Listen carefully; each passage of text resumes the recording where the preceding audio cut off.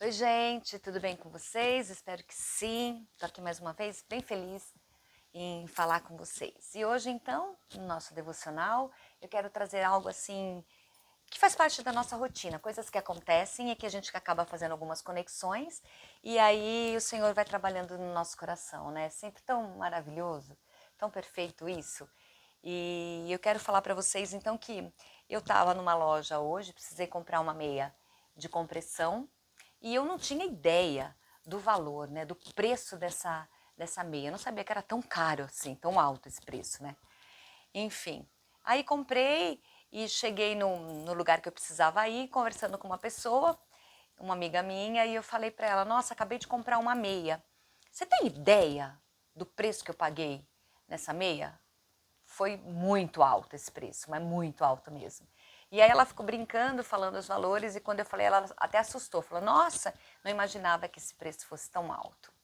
Bom, na hora então, eu me lembrei e o Senhor tocou no meu coração de uma coisa que já tinha acontecido comigo aqui em casa e eu não vi a hora de chegar aqui para poder então falar com vocês sobre essa conexão, como o Senhor trouxe essa história que aconteceu comigo com o que eu já tinha vivido e como isso então tocou, me impactou, né? Então eu quero falar com vocês hoje sobre você sabe o preço que foi pago lá naquela cruz? Você sabe? Pois então, o que eu quero falar para vocês é que alguns dias, mais ou menos uns 10 dias, o grupo de louvor que eu participo, na Igreja Presbiteriana de Pinheiros, nós estávamos escalados, então precisávamos ensaiar, eram 3 músicas, e uma das músicas era Alto Preço, do Asaf Borba. É uma música bem antiga, que ela vem assim, atravessando gerações, né? As pessoas cantam, cantam, cantam, eu mesma cantei muitas vezes, mas eu confesso que, assim, essa música não tinha chamado tanta minha atenção, é um absurdo falar isso, como me chamou há uns 10 dias. E enquanto eu ensaiava com meu marido, enquanto eu lia a letra, a gente meditava na letra, eu fui profundamente tocada, impactada por essa mensagem. E aí eu fiquei pensando, né, que é muito interessante isso, porque a música não mudou, a letra não mudou, a melodia não mudou. O que mudou então? O que mudou foi algo em mim, né? Foi a mão do Senhor que me tocou, o Espírito Santo de Deus que abriu os meus olhos e os meus ouvidos para que eu pudesse então ler, ouvir, entender aquela letra e aquela letra fazer um sentido como nunca fez na minha vida. Então isso para mim é a maravilha, é uma das maravilhas da vida cristã. Quanto mais a gente caminha com o Senhor, quanto mais a gente lê a palavra, quanto mais a gente se dispõe, quanto mais a gente ora, quanto mais a gente se rende, se dobra, chora diante do Senhor, aquilo que antes parecia muito simples, muito familiar, Ele passa a nos confrontar, às vezes nos consolar e sempre nos transformar. Então, o que era uma simples informação, ele passa a ser agora, então, uma convicção, a partir do momento que você está caminhando verdadeiramente com o Senhor, né? Se relacionando com Ele. Então, aquilo que era uma canção tornou-se o que para mim? Então, a adoração. E foi exatamente isso que aconteceu. Então, a música, ela começa, eu peguei alguns trechos da música para poder falar com vocês, então. Ela começa dizendo: eu sei que foi pago um alto preço. E a pergunta que eu me fiz naquele momento, quando eu estava lendo e fui tocada pelo Espírito Santo de Deus, é a mesma que eu faço para você agora. Mas será que nós realmente sabemos? Será que você realmente sabe que foi pago um alto preço lá naquela cruz? Nós sabemos sim, talvez por informação, porque assistimos filme, porque lemos, mas não é esse tipo de informação, não é esse tipo de conhecimento que eu estou falando, é um outro tipo, é mais profundo. Será que nós sabemos, né, na verdade, que Jesus morreu na cruz, nós sabemos que ele sofreu sofreu, sabemos que o sangue dele verteu, foi derramado. Porém, muitas vezes nos acostumamos tanto com essa verdade, que deixamos de contemplar a grandeza desse ato, a profundidade desse ato.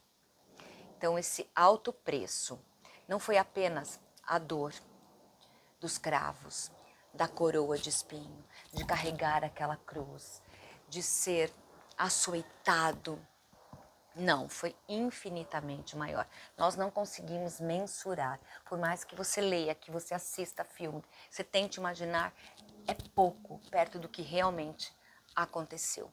Naquela cruz, a justiça perfeita de Deus foi plenamente satisfeita. Jesus Cristo, o Filho Santo, recebeu sobre si a condenação que pertencia a mim e a você. O justo tomou o lugar dos injustos para nos reconciliar com Deus. Ali o pecado foi julgado, a culpa foi retirada, foi removida e a graça triunfou. Glória a Deus. Consegui imaginar tudo isso? Pois é, e a canção então continua. Ele pensava em mim, ele pensava em ti, ele pensava em nós. E é uma verdade muito preciosa, mas a gente tem que tomar um pouco de cuidado, porque às vezes a gente não compreende também corretamente, né? O que isso significa, porque a gente precisa lembrar, a gente precisa entender que nós nunca fomos o centro da história. Cristo sempre foi, sempre será o centro. Então, foi por amor à glória do Pai e, claro, por amor ao seu povo, a mim e a você, que Jesus entregou voluntariamente a própria vida. Então, a cruz, ela revela tanto a santidade de Deus quanto a profundidade do seu amor, e eu vou falar sobre isso lá no finalzinho. Fiquem aí, se preparem. Então chegamos a um trecho muito importante também, e que muitas vezes a gente canta sem perceber assim a sua riqueza, né? Que ele fala assim, ó: e nos via redimido por seu sangue, lutando o bom combate do Senhor. Então a cruz não apenas nos livra da condenação eterna, ela transforma completamente a nossa maneira de viver. E se isso não aconteceu na sua vida, é porque talvez ainda você não tenha entendido o que aconteceu naquela cruz. Quem foi verdadeiramente comprado pelo sangue de Cristo, pelo sangue do Cordeiro, já não pertence mais a si mesmo. Nós passamos a viver para a glória de Deus. Eu falei isso no vídeo passado, sobre tudo que fizemos, tudo que somos, é para glorificar ao nosso Pai. Por isso, não faz o pecado um hábito, né? Se nós estamos vivendo para a glória de Deus, nós não fazemos o pecado um hábito. Nós sabemos que está errado. E a gente, dia após dia, a gente se arrepende, a gente tenta, a gente continua, a gente persevera, a gente não desiste. A gente não negocia a verdade para agradar ninguém, seja quem for. A gente não negocia a verdade, porque nós somos comprados por um alto preço. Então, a verdade é inegociável para a gente. Nós não vemos a igreja como um lugar de consumo, um lugar de entretenimento. Você vai lá para passear, você vai lá para ver as pessoas. Não, a gente não vê dessa forma. É um lugar sagrado, é um lugar santo, é a casa do nosso Pai. Quem compreendeu o preço pago por Cristo Jesus naquela cruz, deseja ardentemente servir, amar, perdoar, obedecer e refletir seu caráter em cada área da nossa vida, em qualquer lugar, com qualquer pessoa, em qualquer momento. E a música então continua, rompendo as barreiras pelo amor. E quando a gente fala em barreiras, o que você pensa? Acredito que a gente sempre pensa assim, às vezes, em denominações diferentes, a gente pensa nas diferenças entre nós, né, entre as pessoas, entre ministérios, são barreiras que eu preciso enfrentar ali na minha igreja, na minha casa, muitas vezes, né? Mas eu penso, e de acordo com os meus estudos, as barreiras vão além, elas são muito maiores do que essas aí citadas, né? A barreira, na verdade, a maior barreira que a gente precisa enfrentar é o nosso coração. Ela é o que está dentro do nosso coração, que é o orgulho, a vaidade, a inveja, a necessidade que a gente tem de reconhecimento, as disputas por espaço, por atenção, a dificuldade de pedir perdão ou até de perdoar. Tudo aquilo que enfraquece a comunhão do corpo de Cristo. Essas são as barreiras que nós precisamos romper, que a gente precisa primeiro enfrentar, entender que nós levantamos essas barreiras aí, nós temos, frequentemente. Nós precisamos então enfrentá-las, reconhecê-las, enfrentá-las, rompê-las. A verdadeira unidade da igreja não nasce da ausência de diferença. Olha só, e o Senhor já nos mostrou isso, né, com os discípulos. Eles eram tão diferentes e eles caminhavam com o Senhor, com as suas diferenças. E assim nós somos na igreja, somos corpo, diferentes, membros diferentes, servimos a um só Senhor, né? Então, as diferenças existem e existirão. E ela não pode nos separar, muito pelo contrário, né? Então, o que nos une, o que precisa nos unir é a presença do verdadeiro evangelho, do evangelho na nossa vida. Quando todos olharem para a cruz, quando eu olho para a cruz, quando você olha para a cruz, entenda, e eu entendi isso, nós não temos motivo nenhum para nos exaltar. Nós temos motivo para nos constranger, para nos envergonhar, mas para nos exaltar, para nos glorificar, jamais. Não temos. Por fim, então, a canção nos alerta. As trevas militam para separar. E esse é um trabalho de Satanás, o inimigo das nossas almas. É isso. Ele está aí para fazer isso mesmo, para causar divisão, intriga, confusão. E a gente, então, se a gente tiver um coração aberto a isso, é isso que vai acontecer. A gente vai dar lugar para que ele haja na nossa vida, né? Mas quando a gente entende também, a gente fecha o nosso coração e a gente não permite que Satanás nos use. Essa realidade continua ainda entre nós. E ele trabalha assim, como eu disse, para dividir corações, para alimentar ressentimentos, mágoas, para incentivar comparações. Você vê isso o tempo todo dentro da igreja, dentro da nossa casa. A gente vê isso o tempo todo. Ele nos usa para espalhar fofocas, para falar dos nossos irmãos. Às vezes a gente canta essa música que eu sei que foi pago um alto preço. A gente termina o louvor, você olha de lado, você está falando de um colega, você está falando de um irmão, você está reparando em quem está lá na frente. Então, olha como, inclusive dentro da igreja, a gente dá lugar para que o inimigo nos use. Então, ele faz com que, o trabalho dele é fazer com que o amor, o verdadeiro amor entre os irmãos enfraqueça. E, consequentemente, a comunhão entre nós também vai se enfraquecer. E nós vamos dividir, nós vamos nos distanciar do corpo de Cristo. Como é que vai ficar? Como é que vai ficar, gente? Bom, o objetivo, então, do inimigo das nossas almas permanece o mesmo, afastar a igreja da simplicidade e da centralidade de Cristo. Mas tem uma resposta que também continua a mesma, e eu já falei. Olhar para a cruz. Todas as vezes que nós olharmos para a cruz, nós nos lembrarmos do que aconteceu lá, do preço que foi pago para estarmos aqui hoje, para sermos perdoados, redimidos, transformados. Isso tem que fazer a diferença na nossa vida. Se nós contemplarmos a cruz, nós vamos entender realmente a dimensão da graça que nós recebemos, como nós somos alcançados. Então, se nós olharmos para lá, não perdemos esse foco, nós vamos sempre, então, termos motivos de sobra para agradecer por essa graça ter nos alcançado, porque nós não merecíamos, não merecemos e jamais vamos merecer.